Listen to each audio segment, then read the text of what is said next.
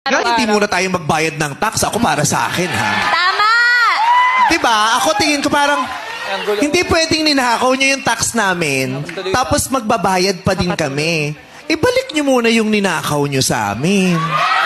Tama! Diba? Yung parang pupunta ka sa restaurant, diba? Pabili nga ng spaghetti, tapos merong pay as you order. Kasi diba yung tax, kaya ka nagbabayad ng kapalit nung na serbisyo.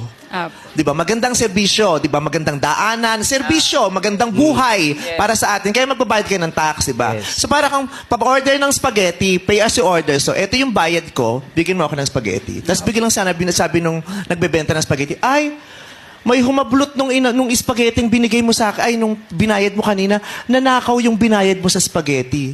So anong gagawin ko? Magbabayad ulit ako para gibigyan mo ako ng spaghetti?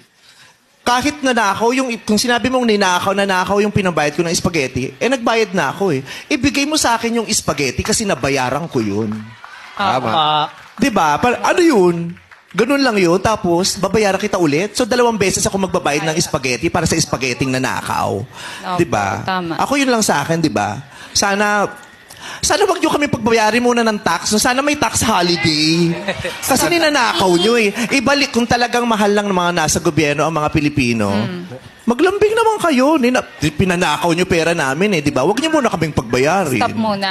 Diba? Opo. Stop. Tinaayos. Oo. Hanggang tinaayos. O pag naayos, o sige, may tiwala kami ulit sa inyo, bayad kami ulit. Diba? Opo. Kaya makikita mo sa ibang bansa, ang taas ng tax.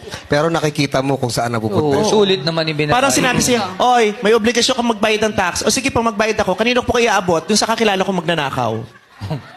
Iaabot mo ba yung perang ibabayad mo kung alam mo magnanakaw yun?